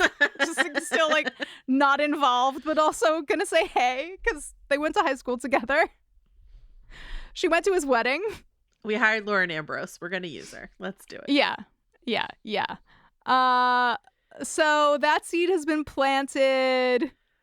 Meanwhile, Natalie is bumping into Misty in the cafeteria, and she's like, why are you here? Which is very fair. And, she asks, like, where Walter is, and Misty's like, oh, he went home. Absolute And then bananas crazy eyes from Misty when she says that. yeah. And I feel like it goes on for, like, quite some time. It's a lot. The most important thing that happens in this scene to me is that Natalie says, we're all like this, aren't we? Which, like, and she says it. I was reading something, we were talking about it before we started taping. I was reading an interview with Ashley Lyle and Amity Rosa and Jonathan Lisco, and they talked about how every choice that Juliette Lewis makes when she's on screen is just like something that they could never have predicted, but it's like so interesting and it's so weird that you like just want to keep watching it. And the way that she says we're all like this, aren't we? Like she makes like 17 different faces and she like looks like in a bunch of different directions, and it like, even though I could never have predicted it in a million years, it just like feels so right and satisfying. We also have the sound of Shauna's babies like crying cuts in as she says that, and there's a lot of like auditory bleed throughout, like I think even more so than we've ever had before in terms of like audio bleeding into Ben's like Madonna charades Daydream, or the music, the Pizzla sort of like being playing then, as you mentioned, diegetically in the car in the present day, but also sort of like playing over what happens in the past. So that sort of like blur, got not intentionally use of blur, but like that like blur of sound across time and across realities again sets us up, I think, really well for the surprise, the stealth twist of what happens with Shauna. Yeah, looking back, it's like, oh, right. I see the sort of like gooey connective kind of like glue that's not like finished drying on the edges between these like pieces of reality and the dream space. Okay. Dare we enter the Wisconsin, New Jersey police station? Let's do it. Wow, Saracusa, what a bag of shit. I just like can't believe what a bag of shit this guy is. It's just truly shocking every time I look upon him.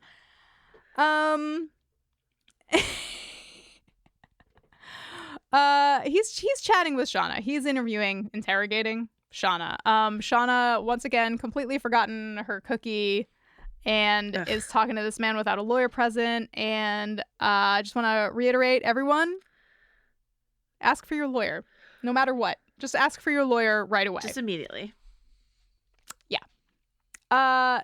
He kind of like eggs her on and tries to get her to like feel bad about, her relationship with her daughter. Your daughter must really hate you if she was coming over to this side of the fence. She must like really think you suck. And they're on the path to talk about Adam. And here's what Shauna has to say after she's talked about her marriage that was rooted in guilt and a child that she had to try to save that marriage and how fucked up her entire sort of like nuclear family situation has been. When it comes to Adam, she's got this to say.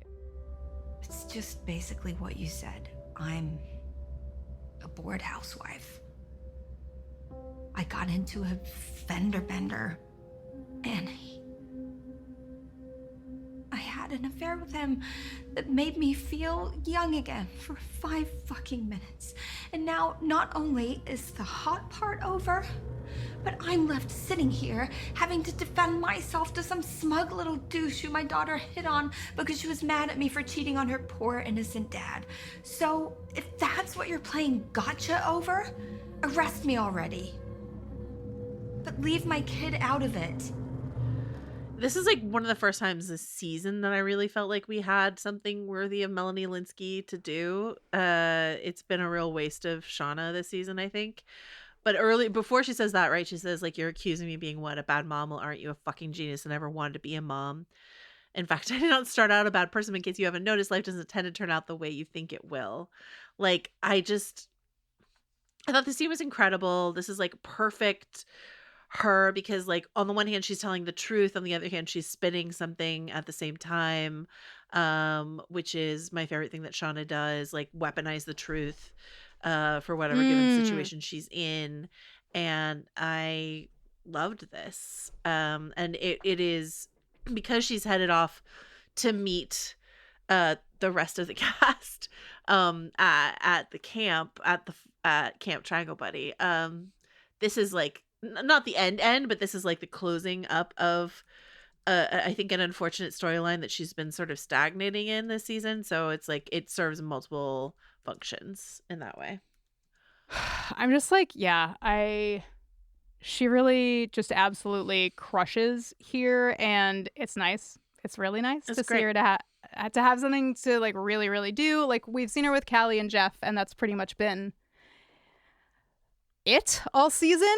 And that's great, but it's not like the Colonial Williamsburg interaction and the Strawberry Lube interaction are two of my favorite things that have happened on this show. Not like full stop, just amazing.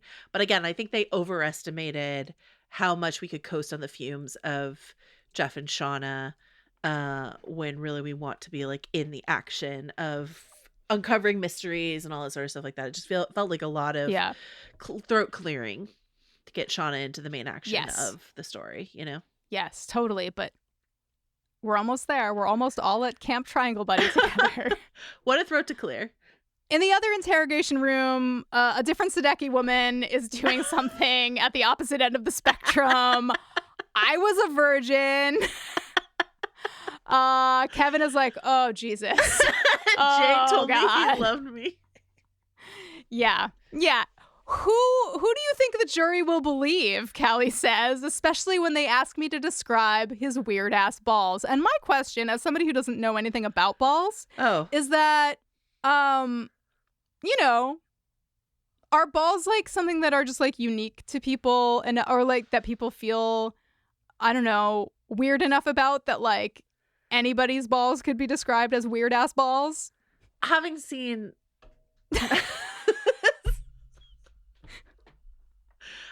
some balls in my day, I'm sure it's just like particular taste. And I don't think anyone would say, here's a pair of balls and don't they look like picture perfect, because balls by nature are just somewhat an odd shape on the I celebrate sing the body electric, feel who you are, and that sort of stuff.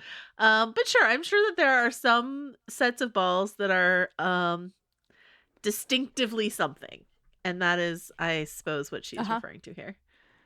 Okay. Like distinctively like droopy. I support it all. I'm not trying to ball shame anyone. However your balls look, you are yourself, and I support you. Let's take a really hard tonal shift. Okay. Let's go back to 1997. Yeah. And finish it so that we can then finish the present day and like not end on 97. back in the wilderness, the baby is still crying, still trying to feed.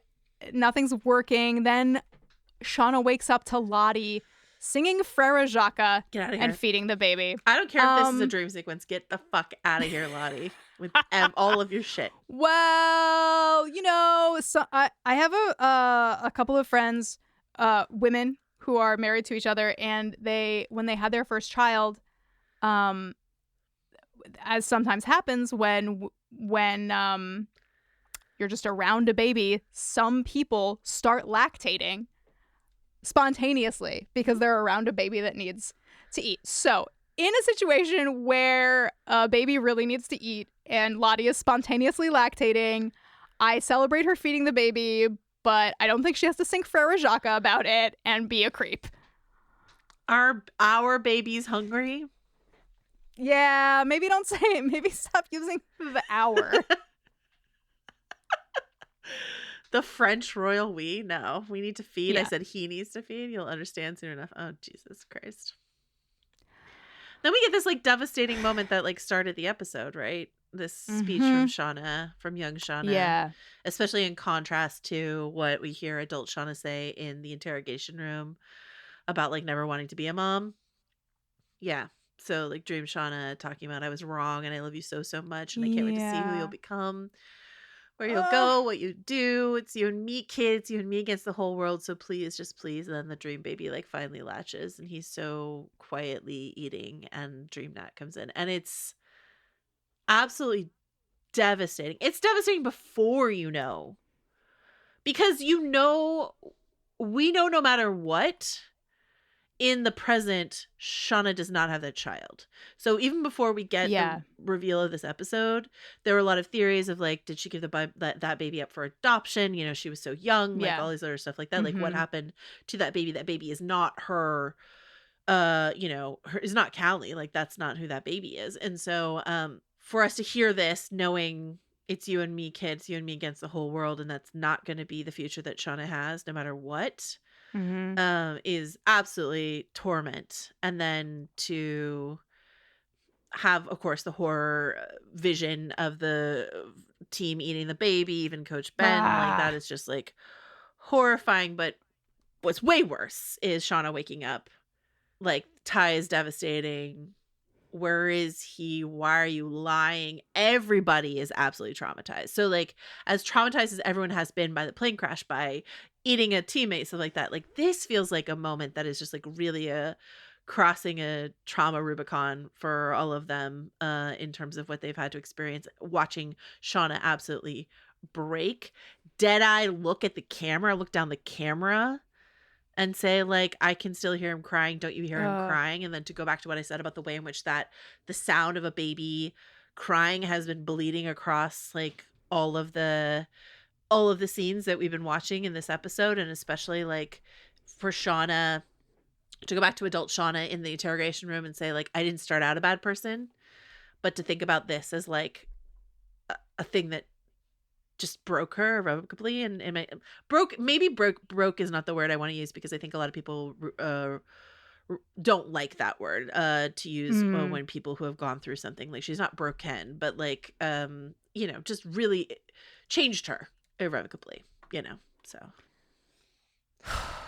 I don't know what you're talking about because I covered my eyes actually for this part of the episode. So I'm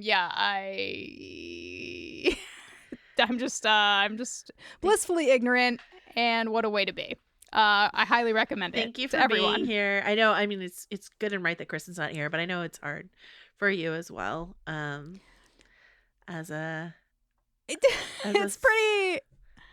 It's pretty wild. It's not how it once was. Yeah. To watch something like this. It's very upsetting, and also not upsetting at all because I didn't watch it. I covered my eyes. Okay, so plot reasons. Let's get everyone to the Jeff's shooing Shauna to upstate New York. Callie very excited. Mom, I used your idea, and I'm pretty sure they're scared shitless now. And we get a very brief moment of Natalie acting opposite a goldfish It's all a goddamn prison anyway. Cool. She says as Cool she stuff almost from lets the goldfish asphyxiate, but she can't do it, which I feel like bodes well for Nat. And then they all just everybody gets there. The gang is all here at Camp Triangle Buddy. We have a lot of timing questions in terms of how Shauna not only catches up to them but passes them in the van. Yeah. Nat has fully returned and is embracing the purple again. In the culty country dress and the purple Birkenstocks, and everyone is hugging everyone, and then we get like the most dramatic Lottie reveal of all time ever. Ridiculous. First with like Van seeing her from behind and being like, "Aww." And then bird's eye view. Camp Triangle Buddy really is Camp Triangle Buddy. He's buddying his way through this end of the episode. Oh, yeah. Yeah. He's here. He's here. Okay. I can't wait to see what happens. I know you'll be busy, but I personally can't wait to see what happens next episode. Because I feel like now a lot of setup is over with and things can really go off. Before we wrap it up, I just want to draw you very quickly into what's the buzz. If you don't mind, I have like 1 or 2 questions for you. Like, what's the buzz? Tell me what's happening. The spoiler section. Love exactly. It. Okay.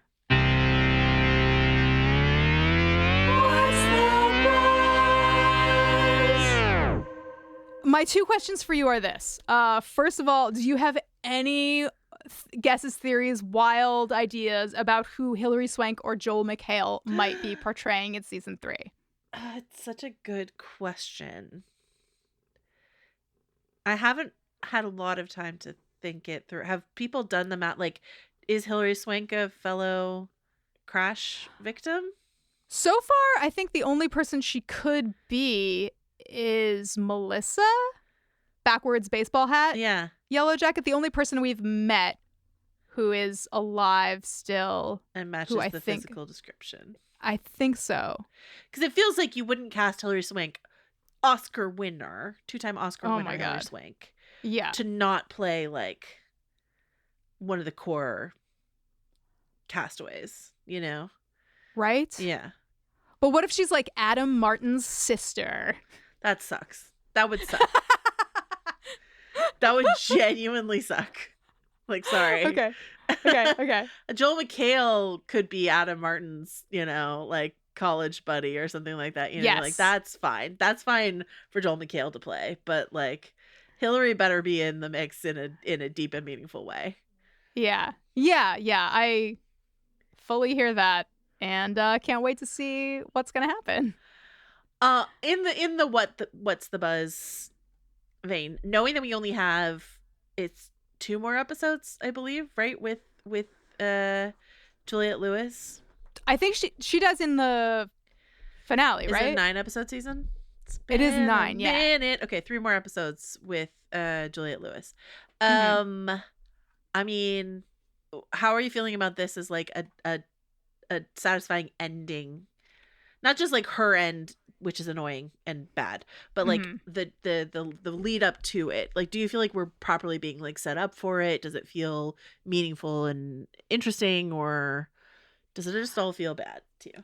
I feel like there are some parts of it that especially on this watch and like talking about it in depth every week or 2, I see more of like what they were going and the kind of track that they were trying to lay, but I just feel like so many other things are going on, maybe, that like there wasn't quite time to like really dial in or like set it up in a way that would make it feel as meaningful as it's supposed to. Yeah. I think. What do you think? I agree. I think it was a bad idea to do it, and it was done very badly. But there's a lot to love in the next couple episodes of this show, including, of course, the return of Walter. Yes. But also just, you know, like drunken nights with the whole gang at the camp. So exciting. Looking forward to all of that.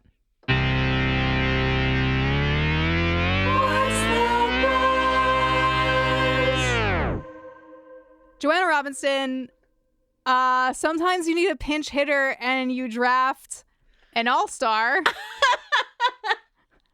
That's how they talk on The Ringer, I imagine. A baseball fan, should actually be able to do better by now. But here we are a baseball fan. What are you doing? Okay. Yeah. Thank you so much for filling in for Kristin on this delicate episode. You are our Lord and Savior, as you know. Can you please tell, everybody knows already, but where can people find you besides here? You know, I don't know that everyone knows, because all the time I hear from people like, I first started listening to Joanna because she was on the Buffering podcast. So it's not like everyone who listens to your shows already knows who the hell I am.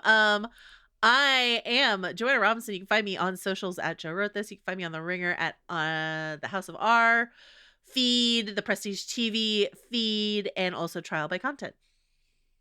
Beautiful friends, I'm Jenny Owen Youngs, and I'm here all the time. You already know everything, so don't worry about that. I'm just going to say, till next time.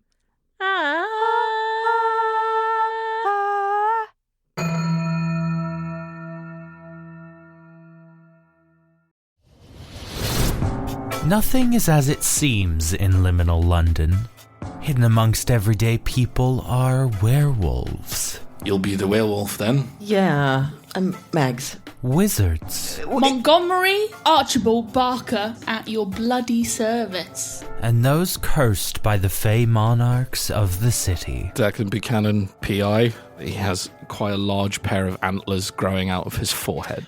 Join the unlikely misfits of liminal London as they work to take down the powers that claim to rule the city. I think the Queen doesn't like you very much. With incredible guest players like Johnny Chiodini. You say there's Sludge? Yeah, Sludge. Yeah, I'm the Sludge Boy. Love Sludge Boy. No, again, I'm not that Sludge Boy. Grant Howitt. Isaac Newton didn't study in Putney, did he? Who's Isaac? Oh my god. And Shamini Bundell. There's a magic community. There is. Yay, I'm in a magic community. Go to realmspod.com or search Realms of Peril and Glory wherever you listen to podcasts to find this mysteriously magical actual play series.